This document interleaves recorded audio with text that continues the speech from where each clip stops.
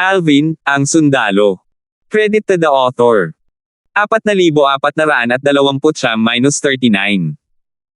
Ang mga pangalan po na nandito ay galing sa mga name generator.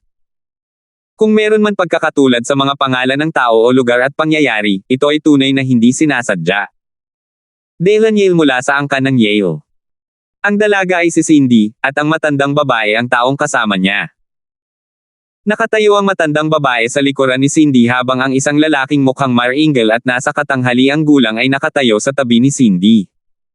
Ang kanyang mga mata ay medyo kapareho ng kay Cindy. Hindi naging mahirap para kay Alvin na hulaan ang pagkakakilanlan ng lalaking nasa katanghaliang gulang matapos niyang makita si Cindy. Ang lalaking nasa katanghaliang gulang ay parang ama ni Cindy, isa sa mga kandidato para sa posisyon ng susunod na pinuno ng angkan ng Yale. Bagamat ilang beses lamang nakilala ni Alvin si Lucille, may ilang bagay siyang natutunan tungkol kay Cindy mula rito. Alam niyang pumunta si Cindy sa Blue Dawn City para sa kanya, umaasang matulungan siyang makatakas mula sa kasal na inayos ng angkan ng Wang para sa kanya. Dahil dito, bumuti ang kanyang impresyon kay Cindy. Mabilis na nakabawi si Alvin mula sa kanyang pagkagulat.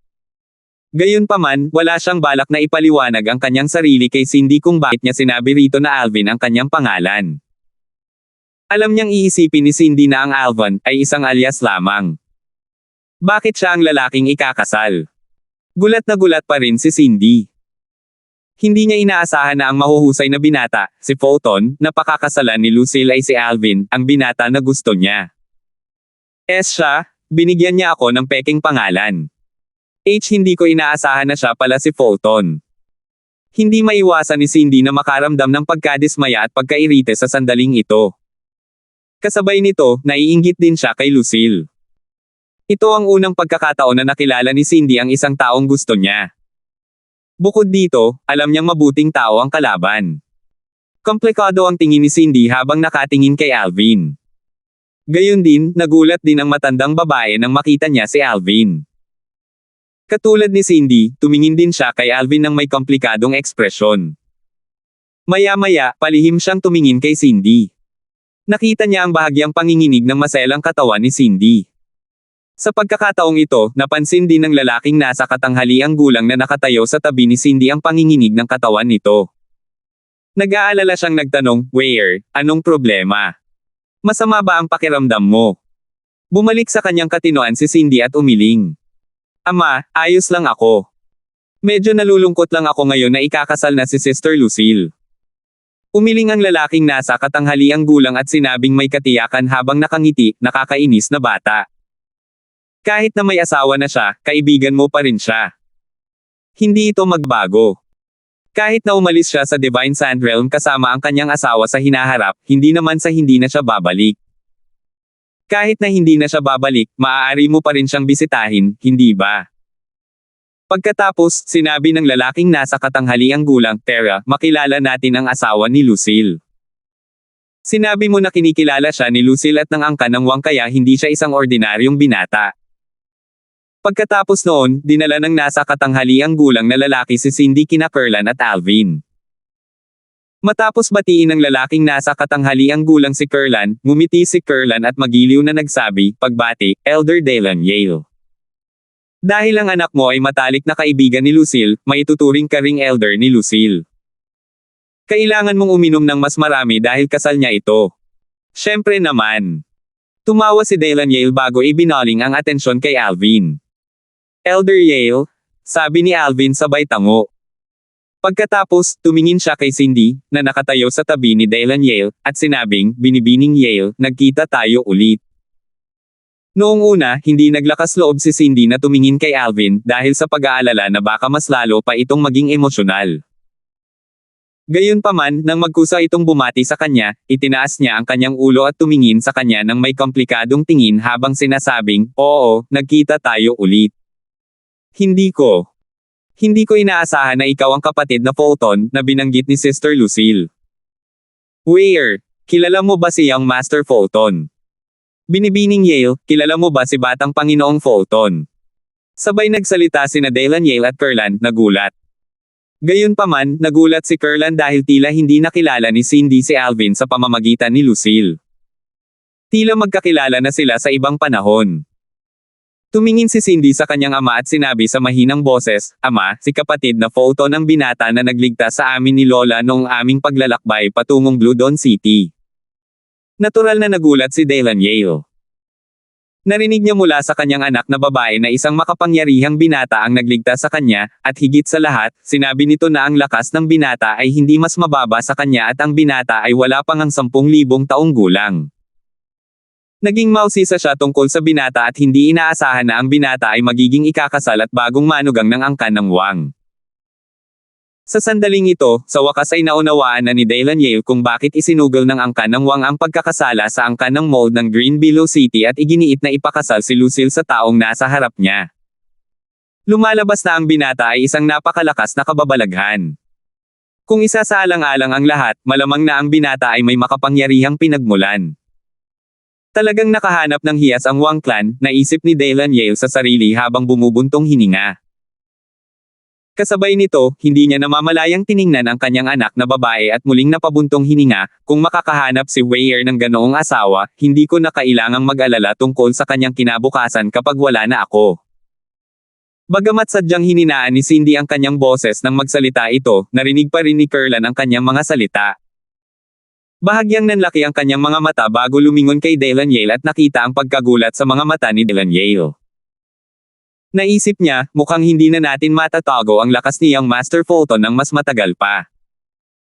Samantala, bumalik sa kanyang katinoan si Delanyale at nakangiting sinabi kay Curlan, "Pinuno ng angkan na si Wang, binabati kita sa angkan ng Wang sa pagkakaroon ng isang napakahusay na manugang." "Salamat, Elder Yale." Nakangiting sabi ni Curlan, "Dito po kayo, Elder Yale. Pumasok po muna kayo. Malapit nang magsimula ang seremonya." Tumugon si Delanyale at pumasok kasama si Cindy at ang matandang babae. Bago siya umalis, sinabi niya kay Alvin, "Young Master Fulton, papasok muna ako. Magkita tayo mamaya." "Magkikita tayo mamaya." Nakangiting tumango si Alvin habang pinapanood ang tatlong miyembro ng angkan ng Yale na umalis. Patuloy na binati ni na Alvin at Curlan ang mga bisita, at nang malapit na ang oras, umalis si Alvin upang maghanda para sa seremonya ng kasal. Mula simula hanggang ngayon, hindi hiniling ni Alvin sa angkan ng Wang na maghanda ng isang simpleng kasal kahit alam niyang tiyak na papayag ang angkan ng Wang kung hihilingin niya. Kung tutuusin, ayaw niyang maghinala sila ng kahit ano. Isang hakbang na lang ang layo ng plano sa tagumpay, at ayaw niyang may lumitaw na anumang isyu sa kritikal na sandali. Pagkatapos ng kasal, sa wakas ay makakahanap na ako ng dahilan para umalis, naisip ni Alvin sa sarili. 4,430. Kailan darating ang ninuno?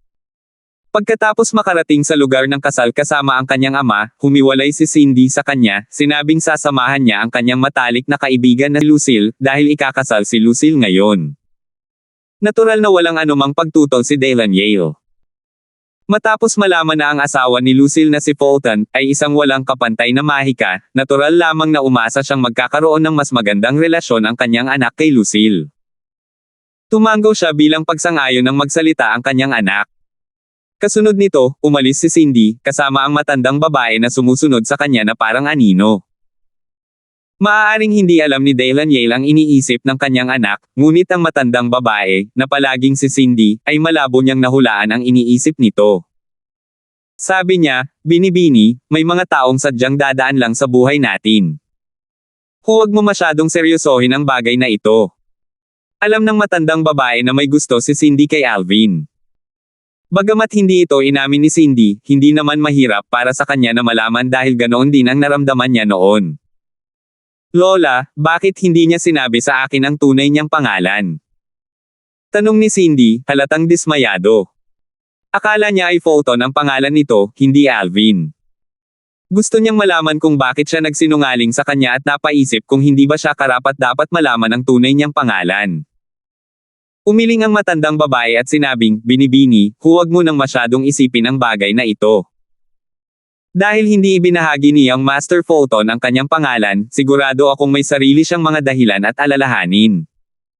Dapat mo itong maunawaan. Malapit na siyang maging asawa ni Miss Lucille.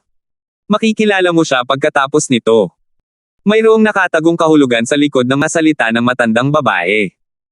Sinusubukan niyang ipaalala kay Cindy na ikakasal na si Alvin, umaasang titigil na si Cindy sa pag-iisip tungkol dito. Alam niyang mayabang si Cindy at hindi pa kailanman nagkagusto sa kahit sinong lalaki noon. Si Alvin ang unang taong nagustuhan ni Cindy. Bahagyang nanginig ang maselang katawan ni Cindy habang sinasabi niya, tama.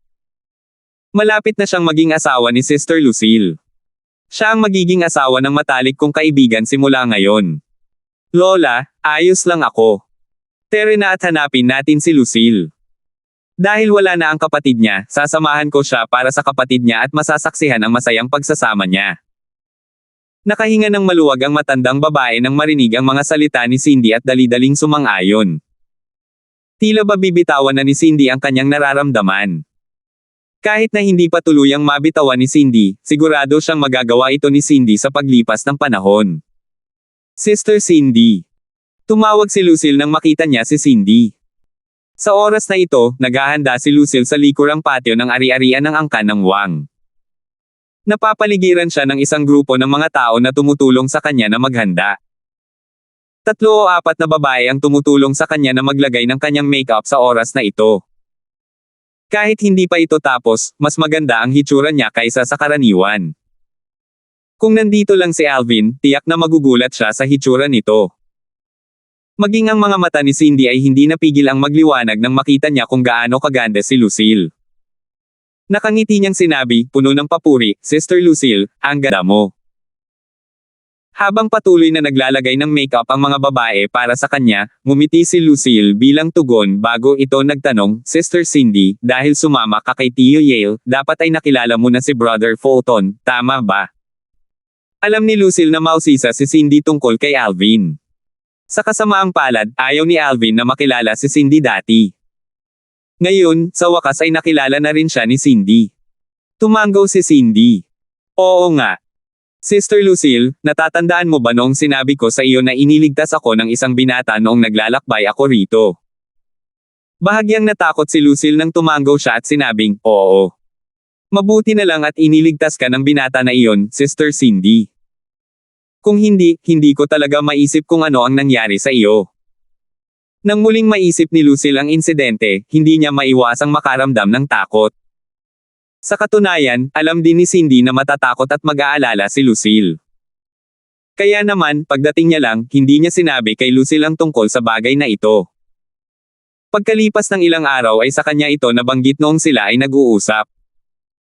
Hindi nakakagulat, si Lucille ay nag-alala at natakot nang malaman niya na ang kanyang matalik na kaibigan ay muntik ng dukutin ng mga miyembro ng Blood Sea Organization. Tunay siyang nagpapasalamat na may isang binata na dumaan at nagligtas kay Cindy. Nakita ko ulit siya ngayon, sabi ni Cindy. Bahagyang nalitaw si Lucille. Maya-maya, nagtanong siya ng may kuryosidad, Sister Cindy, panauhin ba siya sa kasal namin ni Brother Fulton? Binati mo ba siya? Sinabi ba niya sa iyo ang pangalan niya? Dati, sinabi ni Cindy kay Lucille na ang kabilang panig ay napakalayo at tumangging sabihin ang pangalan ni Cindy. Nang mga oras na iyon, nagulat siya. Kung tutuusin, hindi niya maisip kung anong klaseng tao ang hindi maaantig sa kagandahan ni Cindy. Naisip pa niya kung ayaw ba ng kabilang panig sa mga babae. Isang komplikadong ekspresyon ang lumitaw sa mukha ni Cindy bago niya sinabi ng may buntong hininga, hindi siya panauhin sa kasal mo. Siya ang kapatid mong si Fulton. Natigilan si Lucille. Kapatid na Fulton. Hindi, kapatid na Darfield. Si kapatid na Darfield ang nagligtas kay Sister Cindy. Isang komplikadong ekspresyon ang lumitaw sa mukha ni Lucille nang malaman niya na ang binata na naglakbay patungong Blue Dawn City upang tuparin ang pangako nito sa kanyang kapatid ay nakilala si Cindy bago pa niya ito magawa at nailigtas pa niya si Cindy. Mas lalo pa siyang nakaramdam ng lungkot nang makita niya ang kaunting kalungkutan sa mga mata ni Cindy. Napakalaking pagbabago ng tadhana. Lumalabas na si Brother Darfield pala ang nagligtas sa iyo. Bukod pa riyan, malinaw na may gusto ka sa kanya, naisip ni Lucille sa sarili. Kasabay nito, bahagyang kumislap ang kanyang mga mata. Gusto niyang sabihin kay Cindy ang katotohanan tungkol kay Alvin at kung paano siya nito inilayo sa angkan ng Wang. Gayunpaman, sa huling sandali, mabilis siyang nagpigil. Naalala niya na pinaalalahanan siya ni Alvin na huwag ibunyag ang kanyang pagkakakilanlan. Sa huli, pinilit ni Lucille na ngumiti at sinabing, na konsensya, nakakapagtaka naman. Hindi ko inaasahan na ang taong nagligtas sa iyo ay si Brother Fulton. Hindi niya nabanggit sa akin ang bagay na ito noon. Bumalik sa kanyang katinoan si Cindy at mabilis na binago ang usapan upang maibsan ang medyo awkward na kapaligiran. Sa sandaling ito, pinagsisihan niya ang pagpapahayag ng kanyang paghanga sa kanyang tagapagligtas kay Lucille noon. Nagpatuloy sa pag-uusap sina Lucille at Cindy habang naghahanda si Lucille. Hindi nagtagal, may sumugod at nagsabi, Miss Lucille, malapit na ang oras. Maghanda na tayo at lumabas na. Mas lalong naging abala ang mga tao sa paligid ni Lucille sa paglalagay ng mga pangwakas na detalye bago nila tinulungan si Lucille na makalabas ng patio. Nanatili si Cindy kasama si Lucille, plano niyang katawinin ang kapatid ni Lucille at panoorin itong ikasal kay Alvin. Sa oras na ito, naghihintay na si Alvin sa gilid ng lugar. Ayon sa mga kaugalian sa kasal ng Wang clan ng Blue Dawn City, sina Alvin at Lucille ay papasok sa bulwagan mula sa dalawang magkaibang pasokan at magkikita sa mataas na plataporma na nakaharap sa mga panauhing nakaupo sa ibaba. Pagkatapos nito, kailangan nilang dumaan sa isang serye ng mga seremonya. Pagkatapos ng mga seremonya, makukumpleto ang kasal, at mag-toast at aaliwin nila ang mga panauhin. Ang kasal ay ginanap sa isang malaking bulwagan sa ari-arian ng angkan ng Wang. Ito ay pinalamutian ng mga ilaw at palamuti. Sa pagkakataong ito, si Ruben, na nakaupo sa isa sa mga mesa ng piging, ay tumingin kay Tate at nasa sabik na nagtanong gamit ang voice transmission, Tio Tate, talagang. Darating ba ang ninuno? Tumango si Tate at sumagot sa pamamagitan ng voice transmission, opo. Sinabi ng Panginoon na gusto niyang makilala ang binata dahil nang ahas ang angkan ng Wang na tanggihan ang angkan ng mold at siya, na ngayon ay isang kataas-taasang makapangyarihang nilalang. Lumiwanag ang mga mata ni Ruben. Para siyang isang nalulunod na biglang binigyan ng bolsa. Naiinip niyang tanong, kailan darating ang ninuno? 4,431. Sumagot si Tate kay Ruben, dapat ay malapit na siyang dumating. Kasabay nito, isang figure ang lumipad mula sa Green Billow City patungo sa Blue Dawn City sa bilis ng kidlat. Napakabilis niya kaya't hindi man lang siya masulyapan ng karamihan. Ang figure ay pagmamayari ng isang matandang lalaki na may puting-puting buhok at mapula-pulang pisngi. Mukha siyang medyo bata pa para sa kanyang edad. Habang lumilipad, ang laylayan ng kanyang mahabang abuhing damit ay lumilipad sa hangin habang ang kulog at mga kislap ng apoy ay nagliliwanag sa kalangitan. Ang angkan ng Wang. Bumalik sa kanyang isipan ang mga alaala mula sa kanyang mga nakaraang taon habang siya ay lumilipad sa himpapawid. Wala pang ang 10,000 taong gulang ang matandang lalaki nang sumunod siya sa kanyang mga nakatatanda at pumunta sa Wang clan sa Blue Dawn City sa unang pagkakataon upang makilala ang pinakamakapangyarihang grupo ng Wang clan. Ang pinakamataas na kapangyarihan ng Wang clan ay mas malakas kaysa sa mga ordinaryong pinakamataas na kapangyarihan, at dahil dito, ang Wang clan ay iginagalang hindi lamang sa Blue Dawn City kundi pati na rin sa Divine Sand Realm. Napakalakas ng kapangyarihan ng Wang clan kaya kung ang Blue Dawn City ay nahaharap sa pagkawasak tulad ng Dancing Moon City, siya lamang ang may sapat na kapangyarihan para pag-isipang mabuti ng kataas-taasang demonyo mula sa Marlin Mountain ang pag-atake. Hindi ko inaasahan na ang dating makapangyarihang Wang clan ay mahuhulog sa ganitong kaawa-awang kalagayan pagkatapos ng pagkamatay ng kanilang Supreme Powerhouse. Maaaring mayroon na silang suporta ng ilang Supreme Powerhouse ngayon dahil sa kanilang yumaong ninuno. Gayunpaman, gaano katagal maaasahan sila ng clan? Kung walang lilito na Supreme Powerhouse sa Wang clan, hindi nila mapapanatili ang kanilang katayuan sa Divine Sand Realm ng matagal. Sa kasamaang palad, ang Mold clan ay hindi rin exempted dito. Bagamat lumakas ako at tumaas ang aking lifespan, mamamatay din ako kalaunan. Nagdala ako ng kaluwalhatian sa Mold clan matapos maging isang Supreme Powerhouse, ngunit ang kaluwalhasyang ito ay maglalaho sa aking pagpanaw, bulong ng matanda sa sarili habang bumubuntong hininga. Ang matandang lalaki ay walang iba kundi si Trenton, ang bagong pinakamataas na makapangyarihang nilalang ng angkan ng Mold. Balik sa angkan ng Wang sa Blue Dawn City. Sa isang malaking bulwagan na bukas sa labas. Masigla ang kapaligiran nang pumasok sina Alvin at Lucille. Ang bagong manugang ng angkan ng Wang ay may kakaibang ugali. Ang kanyang gwapong anyo ay tunay na karapat-dapat sa numero 1 kagandahan ng ating Blue Dawn City. Iniisip ko kung sino siya. Siguradong may makapangyarihan siyang pinagmulan. Kung hindi, hindi sana tinatanggihan ng angkan ng Wang ang angkan ng mold para sa kanya. Hindi napigilan ng mga bisita ang mag-usap habang pinapanood sina Alvin at Lucille na naglalakad mula sa magkabilang direksyon patungo sa mataas na plataporma sa gitna ng bulwagan. Likas sa kanila si Lucille, ang nangungunang kagandahan ng Blue Dawn City. Marahil, ang kanilang atensyon ay nakatuon lamang kay Alvin na isang misteryo para sa kanila.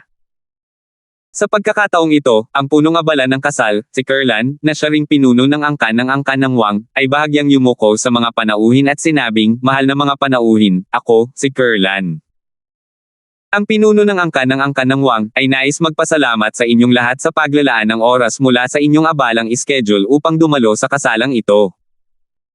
Sa ilalim ng normal na mga pangyayari, si Kerlan, bilang pinuno ng angkan ng Wang, ay hindi magiging punong abala ng mga kasalan sa angkan maliban kung ang ikakasal ay may pambihirang pinagmulan.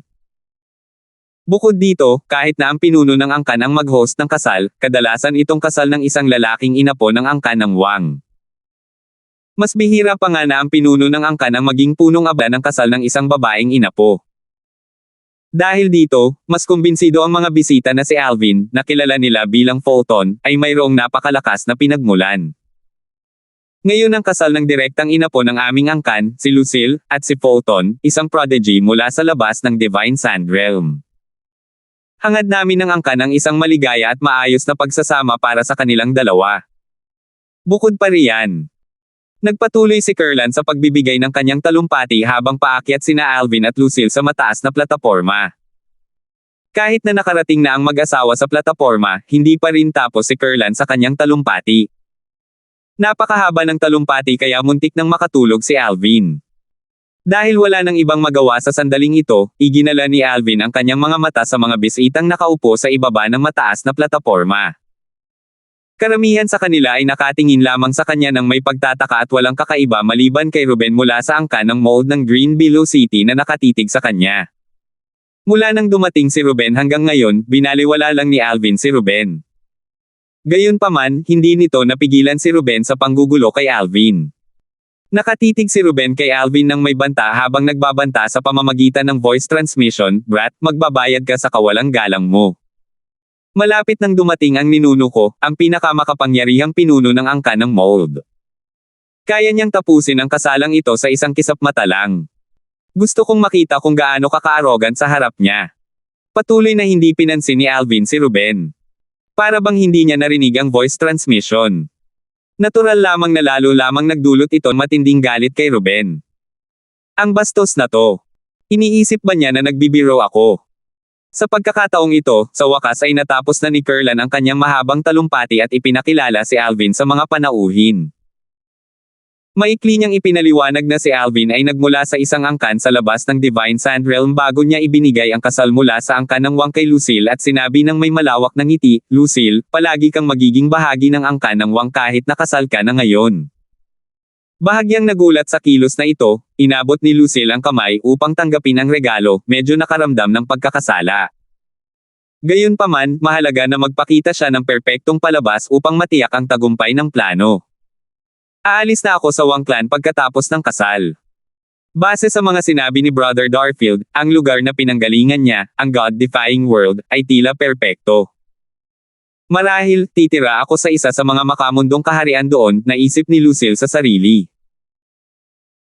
Nang malapit nang matapos ang mga seremonya at magpipiste na ang mga bisita, isang malinaw na boses ang umalingaw-ngaw sa pandinig ng lahat. Mahirap sabihin kung saan nanggagaling ang boses dahil tila umaalingaw-ngaw ito mula sa lahat ng direksyon. Dahil ang angkan ng Wang ay nagdaraos ng isang piging sa kasal, ako, si Trenton mula sa angkan ng mold, ay pumunta upang mag-toast para sa angkan ng Wang. Nagulat ang lahat nang marinig nila ang boses. Pagkatapos, nagsimula silang mag-usap ng masigasig. Ang bagong pinakamakapangyarihang nilalang mula sa angkan ng mold ng Green Billow City. Siya yun. Hindi ko inaasahan na darating siya. Anong nangyayari? Dumalo ba talaga ang pinakamakapangyarihang iyon sa kasal? Hindi ka panipaniwala. Totoo nga siguro na gusto ng Trenton na ipakasal ng Lucille ang angkan ng Wang sa kanyang direktang inapo. Kung ganoon nga, siguradong may masamang balak siyang dumating. 4,432. Sa wakas ay nakarating na si Trenton, ang bagong pinakamataas na makapangyarihang angkan ng mold, sa lupain ng angkan ng Wang sa Blue Dawn City. Matapos marinig ang mga salita ni Trenton, bahagyang nawala ang ngiti sa mukha ni Kurlan. Mabilis siyang nakabawi ng loob at lumipad sa kalangitan bago tumingin sa direksyon ng Green Below City. Pinagsalikop niya ang kanyang mga kamao at bahagyang yumuko bago sinabing, si Kurlan, ang pinuno ng angkan ng Wang, ay bumabati kay Senior Trenton. Hindi pa rin nakikita ni Kurlan si Trenton, ngunit nahulaan niya na si Trenton ay nagmula sa Green Below City. Kasunod nito, isang mukhang bata at matandang lalaki ang biglang lumitaw mula sa kawalan at nagsabi, ang batang lalaki na nakilala ko noon ay siya na ngayong leader ng angkan ng Wang clan. Kasabay nito, tumangala ang mga bisita at agad na nakilala si Trenton. Ilan sa mga matatandang naruroon ay nagpakita ng mga komplikadong ekspresyon sa kanilang mga mukha habang nakatingin kay Trenton. Sila ay mga kapantay ni Trenton, ngunit ngayon ay naging mas nakahihigit na siya sa kanila. Si Senior Trenton mula sa angkan ng mold. Pagbati, Senior Mold. May ilang taong tumayo at bumati kay Trenton bago sumunod ang iba. Iilang matatanda na lamang ang nanatiling nakaupo. Ang ilang taong ito ay maaaring hindi mga makapangyarihan, ngunit hindi sila natatakot kay Trenton at sa angkan ng mold. Lahat sila ay mula rin sa malalakas na puwersa, at likas silang mayabang. Si Tayo, isa sa 3 pinakamalakas na demonyo sa ilalim ng pamumuno ni Marlon, at ang kanyang ampon na si Toriko, ay kabilang sa iilang nanatiling nakaupo. Tutal, si Marlon, ang kataas-taasang demonyo ng bundok Marlon, ay medyo makapangyarihan kahit sa mga kataas-taasang makapangyarihang demonyo. Ang lakas ni Marlon ay makikita noong massacre sa Dancing Moon City.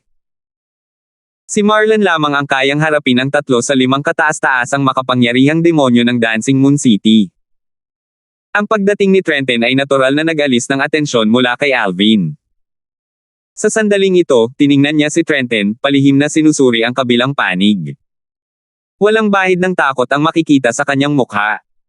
Kaya siya ang bagong Supreme Powerhouse ng Mold Clan.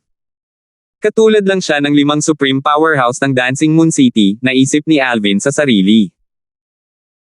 Nasaksihan ni Alvin ang malawakang labanan sa pagitan ng mga pinakadakilang makapangyarihang grupo sa Dancing Moon City. Gayunpaman, masasabing hindi niya masulyapan ang kanilang mga galaw dahil sa kanilang bilis. Bago niya nakilala ang mga pinakadakilang makapangyarihang grupo, naramdaman niya na sila ay hindi maaaring labagin at sagrado. Gayunpaman, pagkatapos silang makilala, bukod sa pagiging nakakatakot sa kanilang lakas, napagtanto niya na hindi sila naiiba sa mga ordinaryong tao. Hindi pa rin sila malaya sa mga secular na pagnanasa at natatakot din sa kamatayan.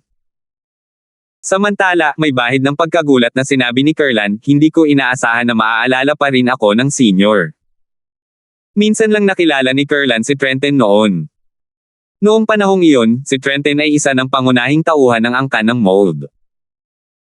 Kaya naman, personal na tinanggap ng dating pinuno ng angkan ng Wang si Trenton. Noong panahong iyon, si Kurlan ay isang teenager pa lamang. Nakangiting sabi ni Trenton, alam kong naiiba ka sa ibang mga kabataan noong una kitang makita.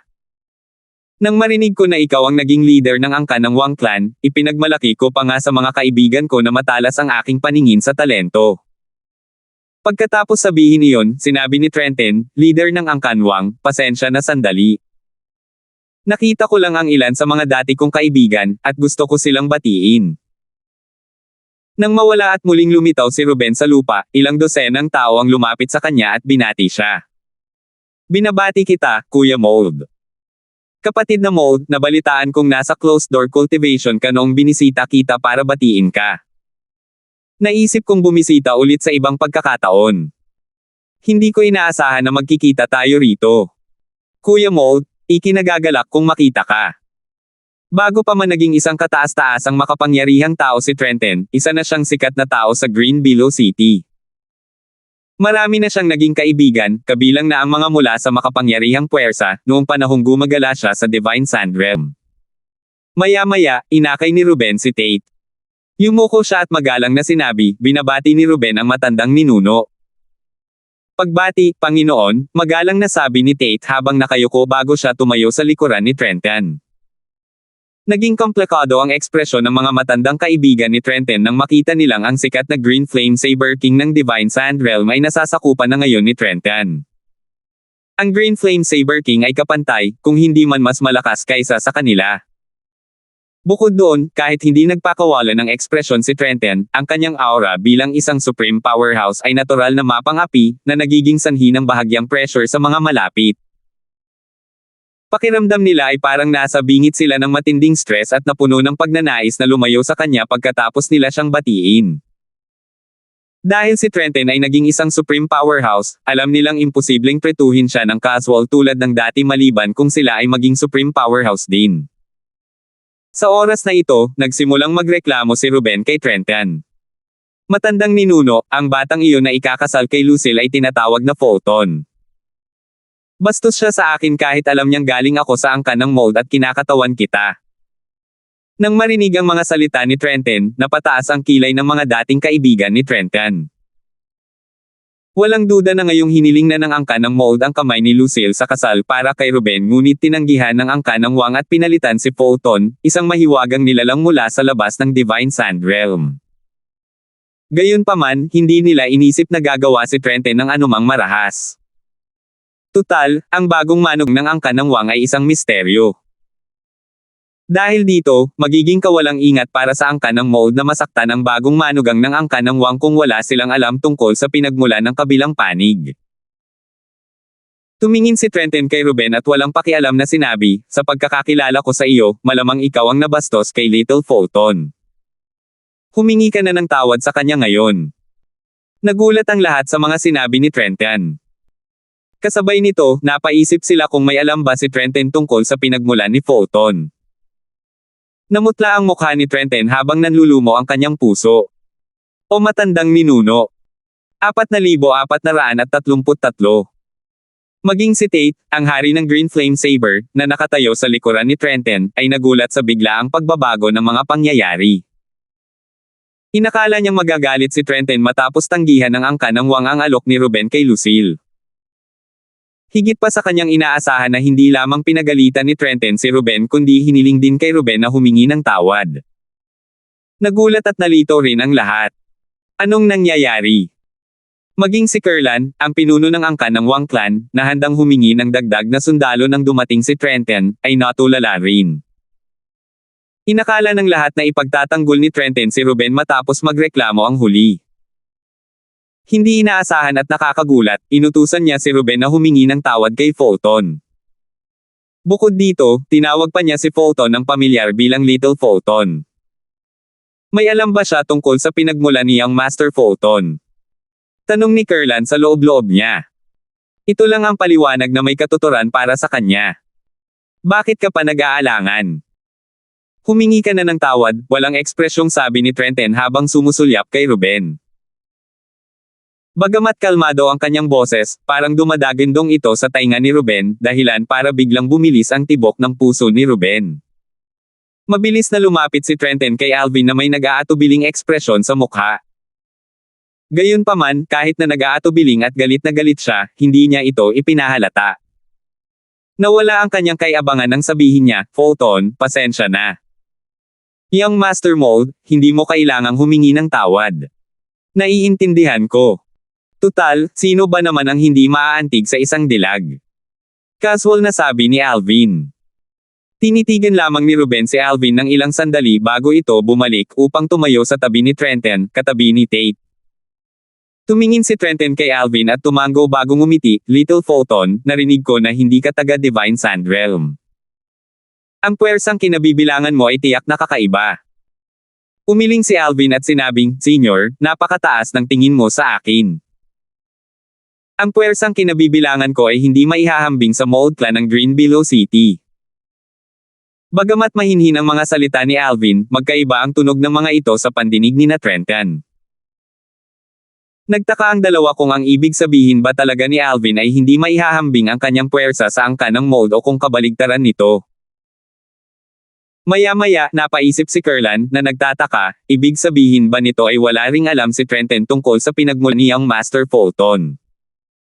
Kung gayon, bakit siya nagiging magalang kay Young Master Fulton?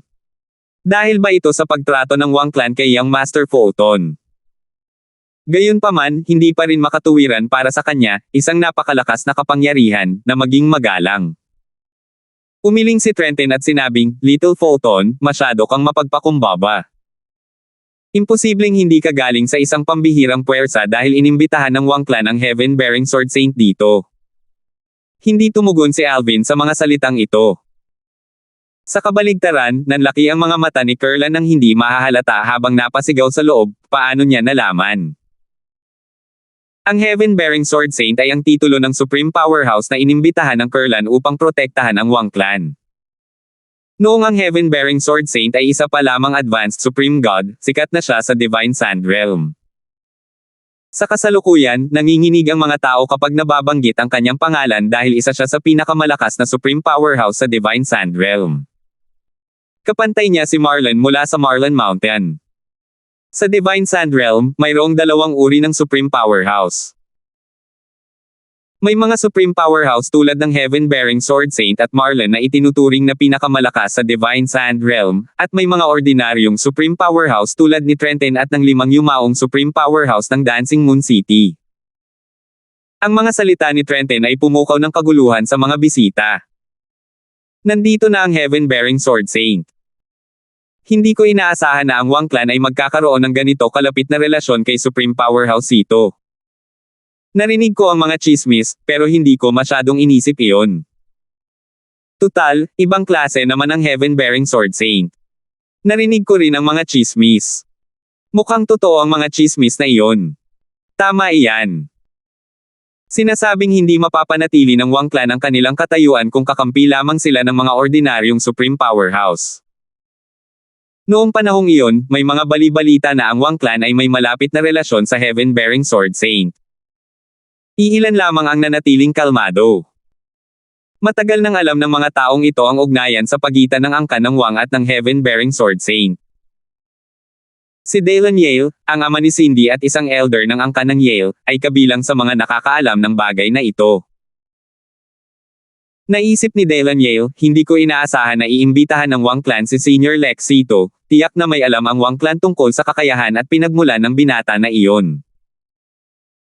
Matapos makinig sa mga tahimik na usapan sa kanyang paligid, sa wakas ay napagtanto ni Alvin kung gaano kalakas si Lex, ang Heaven-bearing Sword Saint.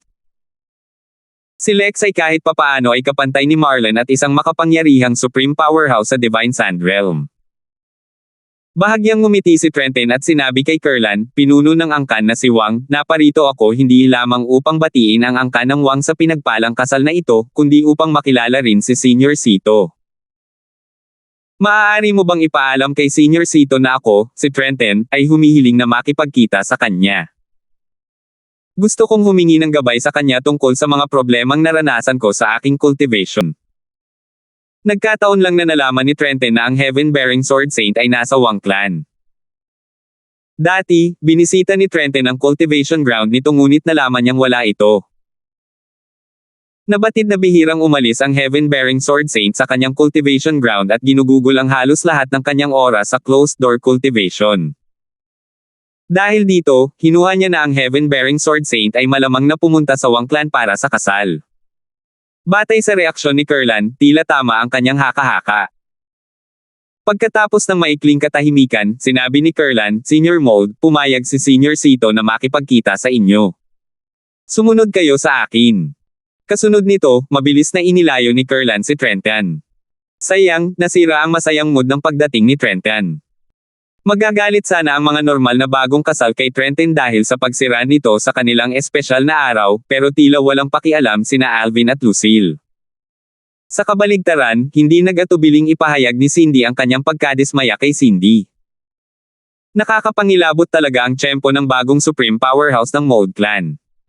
Gayunpaman, nakakatuwang makita na nabigo ang plano ni Ruben. Sa tingin ba niya ay karapat-dapat ang isang walang kwentang tulad niya sa aking ate na si Lucille? Naghihinala siya. Hindi sumagot si Alvin kay Cindy habang sinusubukan ni Lucille na pakalmayan si Cindy. Sa sandaling ito, umakto si Cindy na parang siya ang ikakasal, galit na nasira ang kasal niya. Pinagmasdan ni Alvin ang kanyang paligid bago nagtama ang kanilang mga mata at ang mga mata ni Ruben.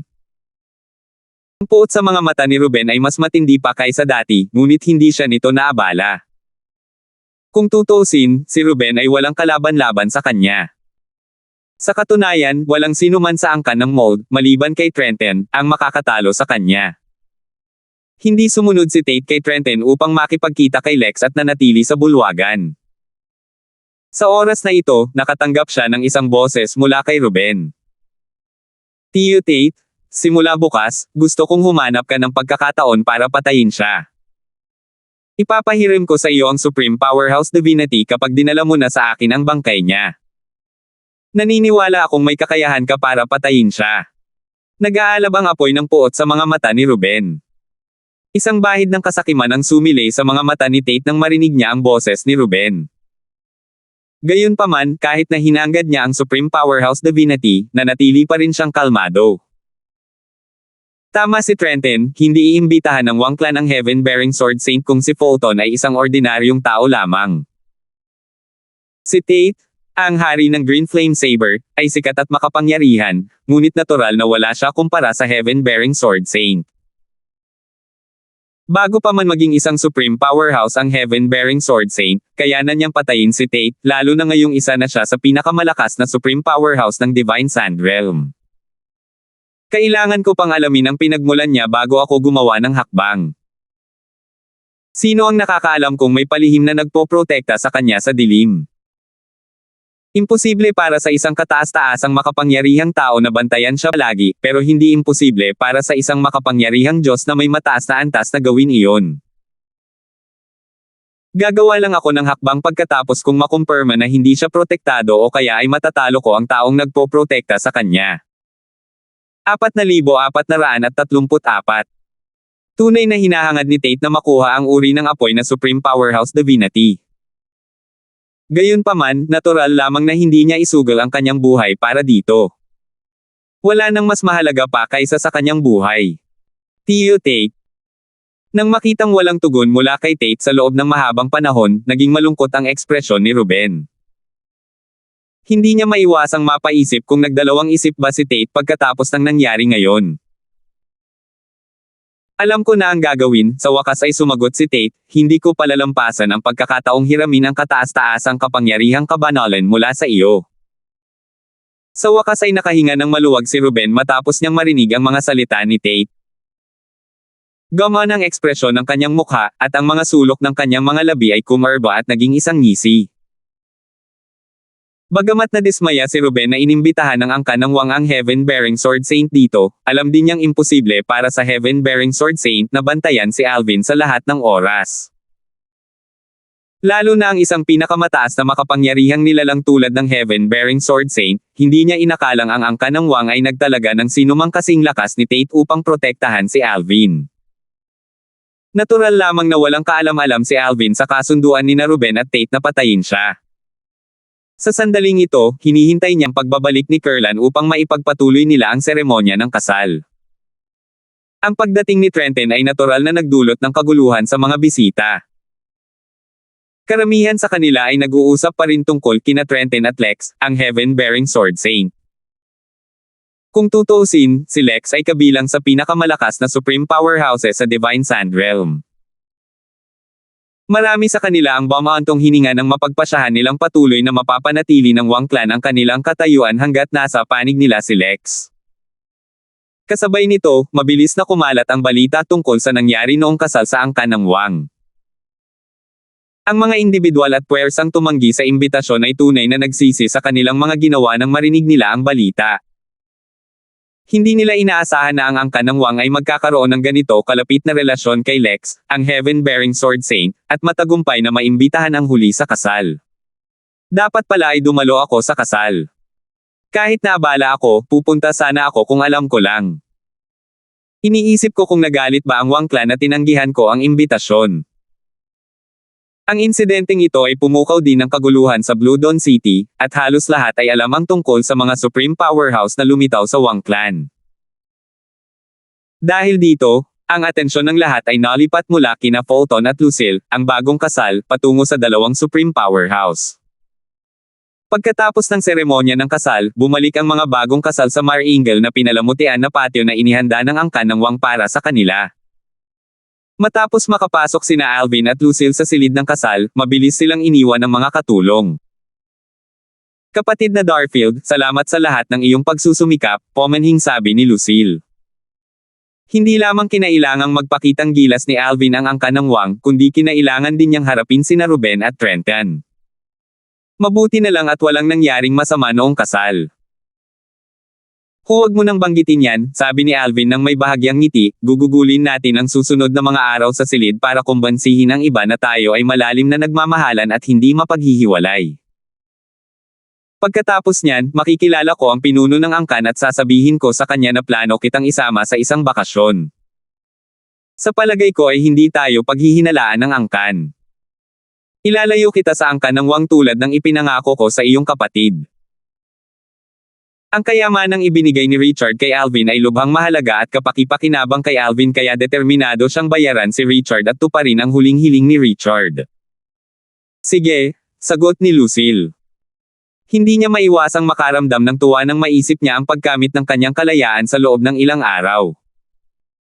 Gayunpaman, agad na tumulo ang mga luha sa kanyang mga mata nang maalala niya ang kanyang yumaong kapatid. Mabilis siyang nakabawi at naisip sa sarili, kailangan kong mamuhay ng maayos para hindi masayang ang pagsisikap ng kapatid. Kasunod nito, lumitaw sa isip ni Lucille ang balingkinitang figure ni Cindy. Bukod sa kanyang kapatid, si Cindy ang pinakapinagkakatiwalaan niya. Pagkatapos ng maikling sandali ng pag-aalangan, tumingin siya kay Alvin at sinabing, kapatid na Darfield, sa tingin ko ay gusto ka ni Sister Cindy. Napakabait niyang tao. Kung maaari lang. Hindi pinatapos ni Alvin si Lucille sa pagsasalita bago siya sumingit, imposible yan. May asawa na ako. Pagkatapos kong makahanap ng lugar na matitirhan mo, patuloy akong maghahanap ng mga paraan para mailigtas ang asawa ko. Pahahalagahan ko kung hindi mo na pag-uusapan ang bagay na ito. Naging walang pakialam ang boses ni Alvin sa pagtatapos ng kanyang mga salita. Tumanggaw si Lucille at hindi na nagsalita pa. Bumantong hininga na lang siya sa sarili. Pagkatapos umalis sa Blue Dawn City, malabong makilala niya muli si Cindy. Tutal, napakalawak ng Myriad Worlds at ng Outer Boundary. Bagamat nagtitiwala siya kay Cindy, nangako na siya kay Alvin na hindi niya sasabihin sa iba ang tungkol sa kanilang plano. Lucille, pwede mo nang kunin ang kama. Magpahinga ka ng mahimbing sa mga susunod na araw. Pagkatapos sabihin iyon, nawala si Alvin sa ordinaryong spatial divine artifact na kanyang ginawa noong libre siyang oras. Bagamat hindi gaanong bumuti ang kanyang kasanayan kumpara noong nasa mundo pa siya, nagawa niyang gawin ang divine artifact matapos basahin ang ilang scroll sa outer boundary gamit ang kanyang batas ng kalawakan. Ang spatial divine artifact ay parang isang ordinaryong piraso ng metal. Inilagay niya ito malapit sa isa sa mga paa ng mesa dahil hindi ito mahahalata. Samantala, si Lucille ay nagtataka kung saan nagpunta si Alvin, ngunit hindi niya naisip na baka iwan siya ni Alvin. Tiwala siyang hindi niya gagawin ang ganoong bagay. Kung hindi siya pupunta sa Blue Dawn City. Santo ng espada na may hawak sa langit. Nakakrus ang mga paa ni Alvin habang inaalala ang mga pangyayari noong araw na iyon. Batay sa mga narinig niyang pag-uusap at sa magalang na saloobin ni Trenton, malinaw na si Lex, ang Heaven-bearing Sword Saint, ay isang kahangahangang at pinakamataas na kapangyarihan. Kaya kapantay siya ni Marlon, ang kataas-taasang demonyo ng bundok Marlon. Hindi pa nakakaharap ni Alvin si Lex, ngunit nasaksihan na niya si Marlon na kumikilos sa Dancing Moon City. Mapang-ipong pinangunahan ni Marlon ang kanyang mga hukbo ng mga demonyo upang wasakin ang 5 pangunahing angkan ng Dancing Moon City. Sa tulong ng isa pang makapangyarihang Supreme Powerhouse, nagawa ni Marlon na patayin ang ilan sa 5 Supreme Powerhouse at napilitang tumakas ang mga nakaligtas. Kung si Lex ay kasing lakas ni Marlon, tiyak na kaya rin niya ang ganoong gawa. Ang Heaven-bearing Sword Saint, mukhang isa rin siyang sword cultivator. Kanina, may nagsabi na napakalalim ng pagkakaintindi niya sa sword daw. Naisip ni Alvin sa sarili habang nagniningning ang kanyang mga mata, iniisip ko kung kaninong sword daw ang mas malalim. Akin o sa kanya. Hindi maaaring mas malalim ang sword Dao niya kaysa sa akin, tama ba? Malaki ang tiwala ni Alvin sa kanyang sword Dao. Bagamat mas matanda si Lex at isang supreme powerhouse, ang pag-unawa sa sword Dao ay nakasalalay sa likas na talento at kakayahan sa pag-unawa at mga hindi inaasahang engkwentro. Bukod dito, narinig din niya kanina na hindi naging supreme powerhouse si Lex dahil sa kanyang sword Dao. Bago naging supreme powerhouse si Lex, hindi sapat ang lakas ng kanyang sword Dao para tulungan siyang makapasok sa kaharian ng mga supreme powerhouse. Iniisip ko kung magkikita tayo ng Wang Clan, tanong ni Alvin sa loob-loob niya. Laking gulat ni Alvin nang makalipas ang ilang araw, nakasalubong niya si Kurlan na tila nagmamadali pagkalabas niya ng kanyang silid. Tiningnan ni Kurlan si Alvin nang may kahulugan at sinabing, "Kapatid na Fulton, sa palagay ko ay narinig mo na ang tungkol kay Sito-Sito noong kasal. Aalis na si Senior Sito sa loob ng ilang araw, at gusto kanyang makilala bago siya umalis." 4,435. Hindi inaasahan ni Alvin na hihilingin ni Lex, ang Heaven-bearing Sword Saint, na makipagkita sa kanya. Tutal, ang kabilang panig ay isang mataas at makapangyarihang kataas-taasang kapangyarihan na kapantay ni Marlon mula sa Marlon Mountain sa Divine Sand Realm. Sa kanyang palagay, maliban kung mariing irerekomenda ito ng Wang Clan at ipapakita ang kanyang mataas na likas na talento, imposibleng makilala niya ang ganoong tao. Sinabi ba sa kanya ng Wang Clan na wala pa ako 10,000 taong gulang at malapit nang maging isang walang kapantay na top advanced supreme god? Kung ganito nga, mukhang walang itinatago ang Wang Clan mula sa supreme powerhouse na ito. Batay sa alam ni Alvin, walang kaalam-alam ang mga panauhin sa kasal tungkol sa kanyang lakas at kakayahan. Sa katunayan, kahit ang karamihan sa mga miyembro ng Wang Clan ay walang alam tungkol dito. Kaya naman, malinaw na ang Lex, ang Heaven-bearing Sword Saint, ay isang exception kung totoo ang kanyang haka-haka. Naramdaman ni Kurlan ang pag-aatubili ni Alvin kaya seryoso niyang sinabi, "Young Master Fulton, si Senior Sito ay hindi lamang isang ordinaryong kakampi ng Wang Clan." Matapos banggitin ng ating Supreme Elder kung gaano kakagaling, gusto kanyang makilala. Nabanggit din ng Supreme Elder ang iyong pambihirang pag-unawa sa Sword Dao. Sinabi ni Senior Sito na kung hindi nagpalabis ang Supreme Elder, malamang na nalampasan na ng iyong pag-unawa sa Sword Dao ang kanyang. Bahagyang hindi makapaniwala at gulat ang makikita sa mga mata ni Kurlan nang magsalita ito. Hindi lubos na natitiyak ni Kurlan kung gaano kalakas ang 4 na Dao ng langit at lupa dahil hindi niya ito naunawaan. Kaya naman, nang sabihin sa kanya ni Romulus, isa sa mga kataas-taasang elder ng angkan ng Wang, na napakalalim ng pagkakaintindi ni Alvin sa Sword Dao, hindi niya naunawaan ang lawak ng kapangyarihan nito. Gayunpaman, ikinagulat pa rin niya nang malaman niya na ang Sword Dao ng isa sa pinakamalakas na kataas-taasang powerhouse sa Divine Sand Realm ay mas mababa kaysa kay Alvin. Hindi nagulat si Alvin nang marinig niya ang mga salita ni Kurlan.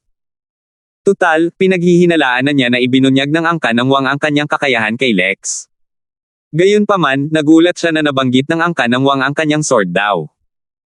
Dahil dito, napagpasyahan niyang gusto siyang makilala ni Lex dahil sa kanyang Sword Dao.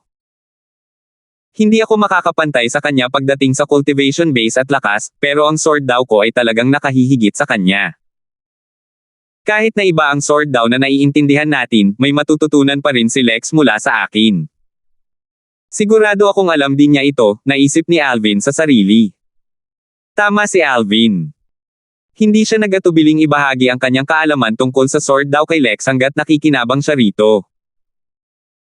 Bukod dito, naniniwala siyang tatanggapin siya ng lubusan ng angkan ng Wang hanggat mahusay niyang nagagawa ang magpapasaya kay Lex. Tutal, may utang na loob ang angkan ng Wang kay Lex. Gagawin nila ang lahat ng kanilang makakaya upang matupad ang mga kahilingan ni Lex, lalo na ang kahilingang ito dahil bihira para sa kanila na matulungan ang isang kataas-taasang makapangyarihang tulad ni Lex. Kusang loob na pinrotektahan ni Lex ang angkan ng Wang dahil sa kanyang pakikipagkaibigan sa yumaong ninuno ng angkan ng Wang, ngunit ang ganitong koneksyon ay unti-unting humihina sa paglipas ng panahon. Sa tuwing hahakbang si Lex upang protektahan ang angkan ng Wang, binabawi ni Lex ang biyaya ng yumaong ninuno ng angkan ng Wang, at natural na sabik at masaya ang angkan ng Wang na bayaran ang pabor sa pamamagitan ni Alvin. Dahil dito, Ang mga matataas na opisyal ng angkan ng Wang, kabilang si Kurlan at ang dalawang kataas-taasang nakatatanda, ay ituturing si Alvin bilang bahagi ng angkan kung matutulungan niya sila. Kapatid na Fulton, magiging tapat ako sa iyo. Umaasa ang angkan na pag-uusapan mo ang tungkol sa sword daw kay Senior Sito. Sa kasalukuyan mong antas, tiyak na may matututunan siya mula sa iyo. Kung masaya si Senior Sito sa resulta, tiyak na tutuperin ng angkan ng Wang ang iyong mga kahilingan hanggat kaya namin, seryosong sabi ni Kurlan, na ipinapahayag ang intensyon ng angkan ng Wang. Bahagyang ngumiti si Alvin at sinabing, pinuno ng angkan na si Wang, ako, si Fulton, ay manugang ng angkan ng Wang. Isa kaming pamilya. Kung kailangan ng angkan ang tulong ko, gagawin ko ang lahat para tumulong. Maaari ko bang malaman kung kailan ko gustong makipagkita kay Senior Sito? Nagliwanag ang mga mata ni Kurlan nang marinig ang sagot ni Alvin. Halos hindi niya mapigilan ang kanyang pananabik nang sabihin niya, Young Master Fulton, darating si Senior Sito at makikipagkita sa iyo anumang oras na gusto mo. Matapos malaman na ang pag-unawa ni Alvin sa sword daw ay higit pa sa kanya, hindi na nagmalaki si Lex. Dahil napakalalim ng pag-unawa ni Alvin sa sword daw sa kabila ng kanyang murang edad, natitiyak niyang si Alvin ay mayroong pambihirang pinagmulan. Sa kanyang palagay, hindi imposible para sa puwersang kinabibilangan ni Alvin na magkaroon ng mas malakas na supreme powerhouse kaysa sa kanya. Dahil dito, kahit na isa siya sa pinakamalakas na supreme powerhouse sa Divine Sand Realm, hindi niya minamaliit si Alvin. Ngumiti si Alvin at sinabing, napakabait ni Senior Sito. Bilang isang junior, natural lang na pumunta ako roon at makipagkita sa kanya. Pinuno ng angkan, sana'y manguna ka sa daan. Salamat, Batang Panginoon Fulton, sabi ni Kurlan habang nakahinga ng maluwag. Kasabay nito, nakaramdam siya ng pasasalamat. Kung si Kurlan at ang angkan ng Wang ang magpapasya, natural lamang na umasa sila na si Alvin ang pupunta at makikipagkita kay Lex sa halip na ang kabaligtaran dahil sa mataas na katayuan ni Lex.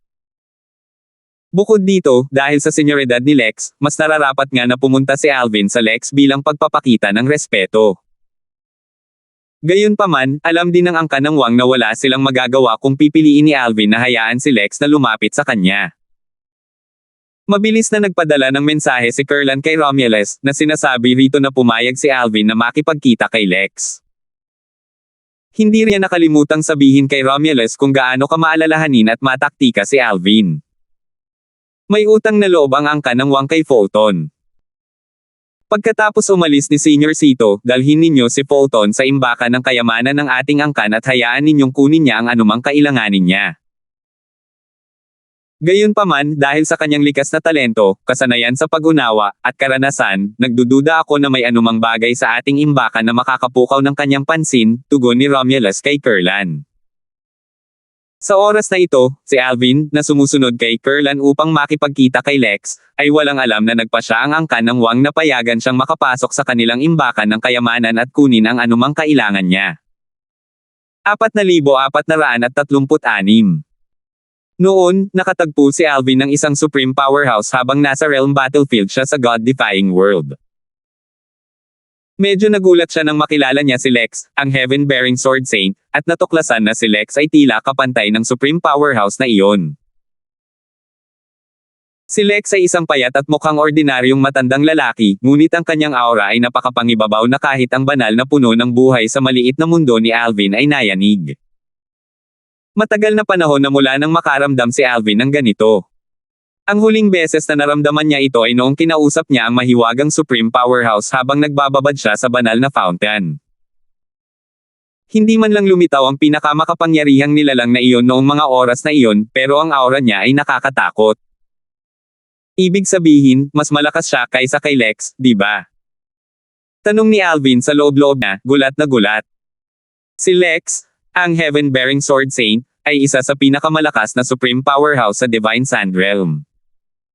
May isip lamang ng isa kung gaano kalakas ang supreme powerhouse na nakausap niya noon. Bukod dito, kahit malakas si Lex, malamang na hindi siya maihahambing sa mga nangungunang supreme powerhouse sa outer boundary. Tutal, ang Divine Sand ay isang maliit at liblib na lugar lamang malapit sa paligid ng outer boundary. Nalaman ito ni Alvin noong siya ay nasa wangklan ng Blue Dawn City. Pagbati, Senior Sito, sigaw ni Alvin, na mukhang medyo kalmado. Hindi naman ito ang unang beses na nakatagpo siya ng isang napakalakas na tao. Hindi tulad ni Alvin, nanigas si Kurlan matapos batiin si Lex. Hindi man lang siya nang ahas na huminga ng masyadong malakas. Nagningning ang mga mata ni Lex habang nakangiti ng mabait at sinabing, "Little Photon, masyado kang magalang. Bagamat mas mataas ang aking cultivation base at mas malakas ako kaysa sa iyo, ang aking sword daw ay hindi mas mahusay kaysa sa iyo.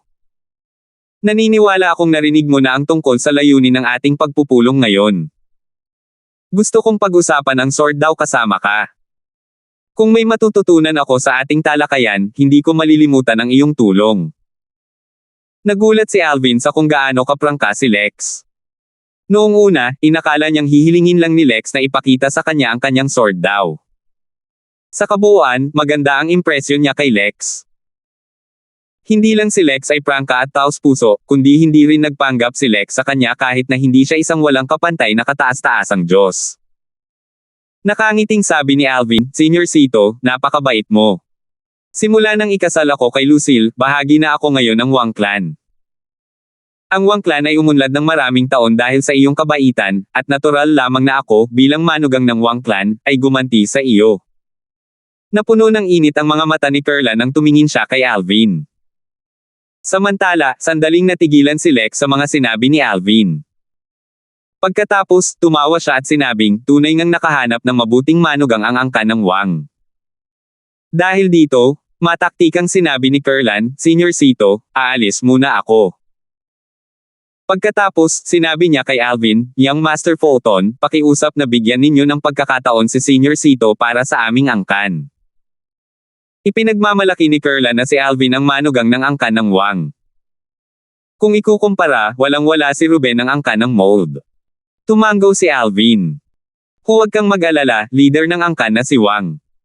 Sasabihin ko kay Senior Sito ang lahat ng alam ko." Plano ni Alvin na ibahagi ang lahat ng kanyang kaalaman tungkol sa sword daw kay Lex.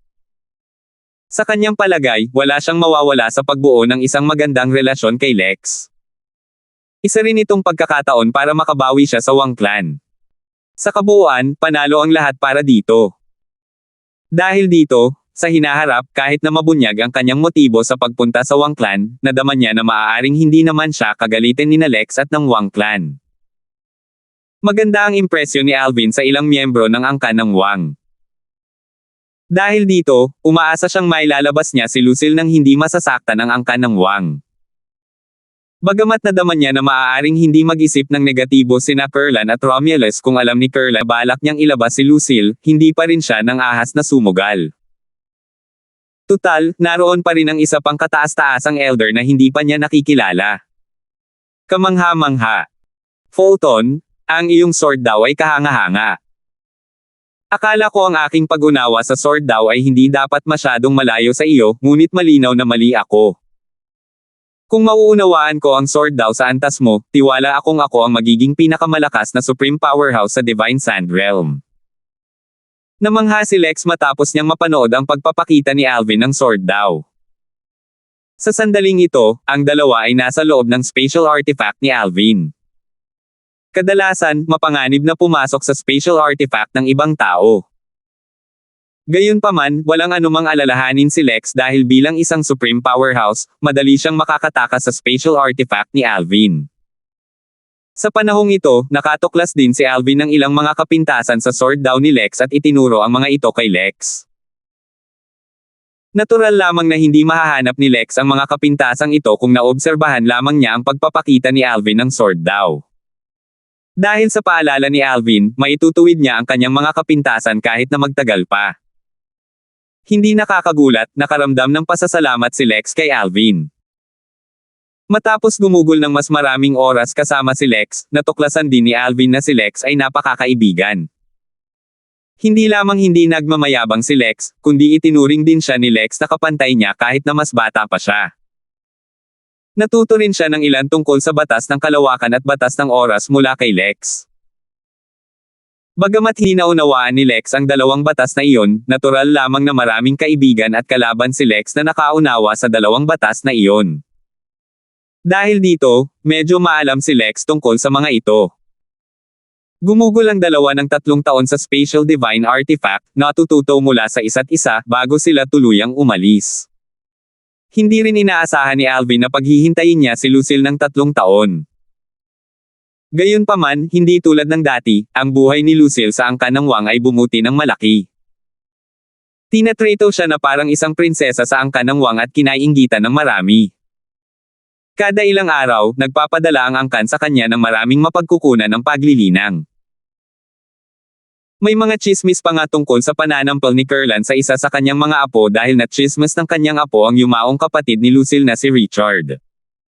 Paanong hindi alam ng mga miyembro ng Wang Clan na tumaas ng husto ang katayuan ni Lucille dahil sa kanyang asawa? Dahil dito, lalo silang naging mausisa tungkol kay Fulton. Sa oras na ito, isang katulong ang tumutulong kay Lucille na magbihis.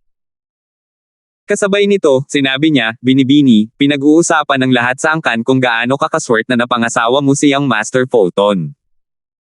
Napangiti ng mapait si Lucille nang marinig niya ang mga salitang ito. Pakiramdam niya ay hindi siya karapat-dapat kay Alvin. Kasabay nito, napaisip siya sa sarili, 3 taon na ang nakalipas. Dapat ay babalik na si Brother Darfield, di ba? 4,437. Sa nakalipas na 3 taon, malaki ang ipinagbago ng mga iniisip ni Lucille. Dati, tulad ng hinangad ng kanyang kapatid para sa kanya, gusto na niyang umalis sa Wang Clan. Gayunpaman, sa nakalipas na 3 taon, naging maayos ang pakikitungo sa kanya ng Wang Clan. Maging si Kurlan, ang pinuno ng clan ng Wang Clan, ay naging magalang sa kanya. Nakilala pa niya ang isa sa mga kataas-taasang elder ng clan, at inalok pa nga siya ng kataas-taasang elder na iyon na tulungan kung kailangan niya ito. Ang kanyang kasalukuyang pakikitungo ay ibang-iba sa dati kahit noong nabubuhay pa ang kanyang kapatid. Natural lang, alam niyang dapat niyang pasalamatan si Alvin para sa pagbabago. Kamakailan lamang, ilang beses niyang naisip na magiging maganda kung totoo ang kasal niya kay Alvin. Kung papayag si Alvin, wala siyang anumang pagtutol. Tutal, si Alvin ay isang mabuti at responsableng lalaki. Hindi nakakagulat na nagkaroon siya ng nararamdaman para dito. Napakahusay talaga ni Brother Darfield. Hindi nakakapagtaka na kahit si Sister Cindy, na napakamapili, ay may gusto rin sa kanya. Naisip ni Lucille sa sarili habang bumaantong hininga. Bilang matalik na kaibigan ni Cindy, natural lang na alam niyang may mataas na pamantayan si Cindy. Kahit ang ilan sa mga pinakamahuhusay na binata sa Divine Sand Realm ay nabigong maabot ang mga pamantayan ni Cindy. Hindi ko inaasahan na lilipas ang 3 taon sa isang kisap mata lang. Gumugol si Alvin ng 3 taon kasama si Lex, ang banal na may-ari ng espada sa langit. Tinulungan niya si Lex sa espada daw ni Lex habang tinulungan naman siya ni Lex sa batas ng kalawakan at batas ng panahon. Bagamat hindi naunawaan ni Lex ang 2 batas na iyon, ang kanyang karunungan at kaalaman na kaakibat ng kanyang pagtanda ay lubhang kapakipakinabang. Bukod doon, mayroon din siyang mga record ng mga laban sa pagitan ng mga eksperto ng 2 batas na ito, at isa sa mga eksperto ay isa pang ang walang kapantay na pinakamataas na kataas-taasang Diyos. Ang isang floating image pearl na naglalaman ng record ng laban ng isang walang kapantay na top advanced supreme god ay napakabihirang at mahalaga sa outer boundary at sa myriad worlds. Sa ilalim ng normal na mga pangyayari, 9 sa 10 walang kapantay na top advanced supreme gods ang nakaintindi ng isang batas hanggang sa pinakamataas na antas. Dahil dito, maiisip ng isa kung gaano kahalaga ang mga recording. Bukas palad na ibinigay ni Lex ang isang floating image pearl kay Alvin. Sa paningin ni Alvin, ang floating image pearl ay kasing halaga, kung hindi man mas mahalaga, gaya ng Supreme Powerhouse Divinity. Naramdaman pa niya na mas marami siyang natamo kaysa kay Lex na ang sword daw ay bumuti. Kahit na ang pagbuti sa batas ng kalawakan ay hindi kasing laki ng pagbuti ni Lex sa sword daw, maaaring hindi na ito ang kaso sa hinaharap. Bago humiwalay, inabot ni Lex si Alvin ng isang singsing na pangkalawakan habang sinasabing, "Little Fulton, iniisip ko kung kailan tayo magkikita muli sa hinaharap. Baka may makita kang kapakipakinabang sa singsing na pangkalawakan na ito. Kahit na walang kapakipakinabang sa iyo, maipagpalit mo pa rin ang mga ito sa isang kapakipakinabang." Pagkatapos, nagningning ang kanyang mga mata sa Pononibik habang patuloy niyang sinasabi, "Salamat sa iyong gabay sa nakalipas na 3 taon, ang aking sword daw ay bumuti ng malaki. Marahil, hindi magtatagal at magiging invincible ako sa Divine Sand Realm." Sa kasalukuyan, si Lex ay kabilang sa iilang pinakamalakas na Supreme Powerhouse sa Divine Sand Realm. Gayunpaman, ang kanyang pag-unlad sa kanyang sword daw ay tiyak na magpapataas ng kanyang lakas. Bukod doon, ang kanyang pag-unlad ay napakahalaga kaya't nakaramdam pa siya ng kumpiyansa na harapin ang kanyang paparating na heavenly tribulation. Nangangahulugan ito na ang pag-unlad na ito ay nakatulong din sa kanya upang mabuhay ng mas matagal. Dahil sa mga kadahilanang ito, nakaramdam siya ng malaking utang na loob kay Alvin. Ang Spatial Ring at ang Floating Image Pearl na kanyang ibinigay ay walang-wala kumpara sa kanyang natamo. Senior Cito, ang Floating Image Pearl ay higit pa sa sapat bilang tanda ng pasasalamat, sabi ni Alvin, na malinaw na walang balak tanggapin ang Spatial Ring. Hindi naman talaga siya sakam na tao. Iginiit ni Lex na tinanggap ni Alvin ang singsing pangkalawakan, ngunit patuloy na tumanggi si Alvin. Nang makita kung gaano determinado si Alvin, sumuko na lamang siya sa huli. Bahagyang nagbago ang tingin niya kay Alvin nang sabihin niya, "Fulton, hindi ko ipipilit na tanggapin mo ang singsing pangkalawakan. Gayunpaman, kailangan mong tanggapin ang isa pang regalo mula sa akin.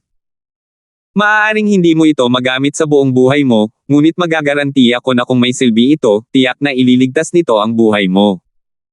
Habang nagsasalita si Lex, inilabas niya ang isang ordinaryong jade token. Pagkatapos nito, isang guhit ng gininto ang liwanag ang sumilay mula sa kanyang glabela bago pumasok ang isang patak ng dugong nagniningning sa gininto ang liwanag at napapaligiran ng mga gininto ang sulat. Nang tuluyang mawala ang gininto ang liwanag, ang jade token ay naglabas ng isang nakakatakot na enerhiya. Para bang isang sinaunang halimaw ang natutulog sa jade token, at kapag nagising na ito, kaya nitong sirain ang langit at lupa. Bigla, sumigaw ang world-cleansing divine water sa little world ni Alvin, ang Supreme Spirit Blood Essence. Ang Supreme Spirit Blood Essence. Naguluhan si Alvin. Ito ang unang beses na narinig niya ito. Narinig na niya ang tungkol sa Blood Essence pero hindi pa niya naririnig ang tungkol sa Spirit Blood Essence. 4,438. Mas mahirap ba para sa isang walang kapantay na top advanced Supreme God na maging isang Supreme Powerhouse?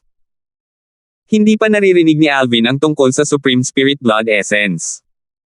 Paano niya nalaman kung ano iyon? Gayunpaman, batay sa reaksyon ng World Cleansing Divine Water at sa mga salita ni Lex, alam niyang isa itong kakaibang bagay. Pagkatapos ng lahat, sinabi ni Lex na ililigtas nito ang kanyang buhay sa mga kritikal na sandali.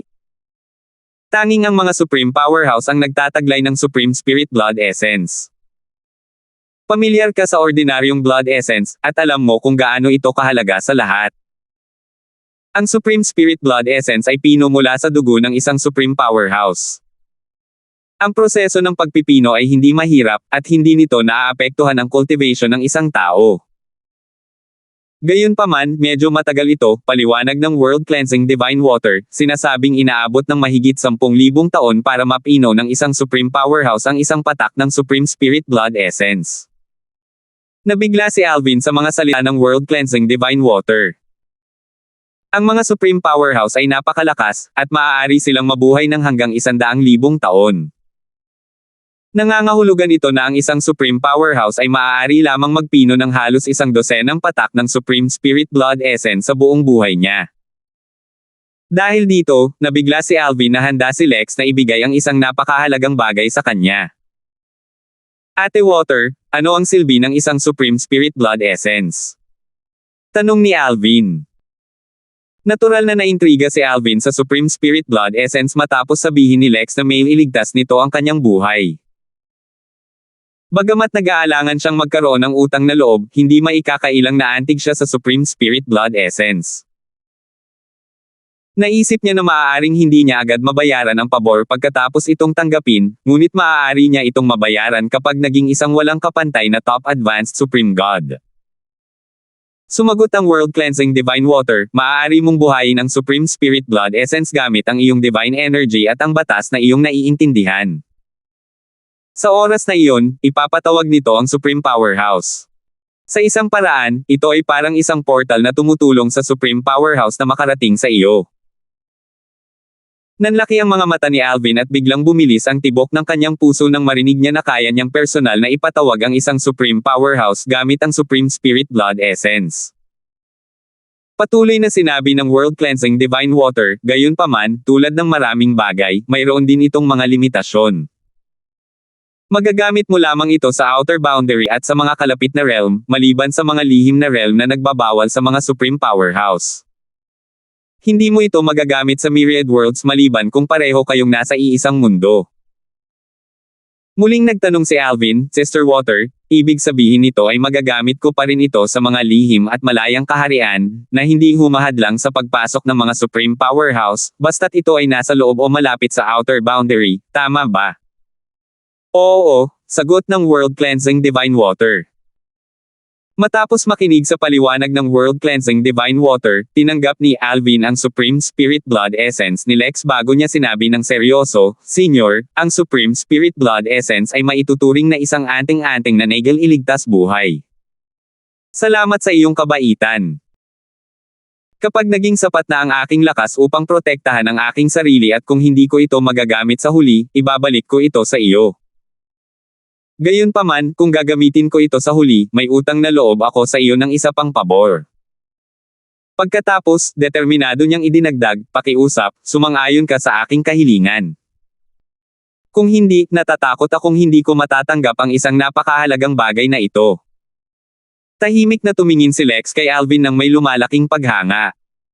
Maya-maya, sinabi niya, Little Fulton, napakagaling mo. Naniniwala akong mas lalakas ka sa susunod nating pagkikita. May payo ako sa iyo.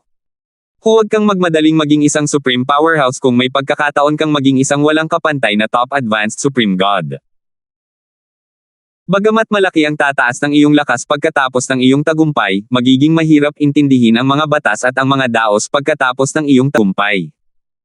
Wala pa akong narinig na sino man na hindi nakaintindi ng mga batas hanggang sa pinakamataas na antas bago naging isang Supreme Powerhouse.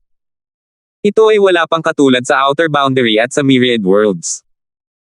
Bukod doon, kapag ang isang walang kapantay na Top Advanced Supreme God ay naging isang Supreme Powerhouse, siya ay magiging isang World Supreme Powerhouse o kahit man lang malapit sa isa.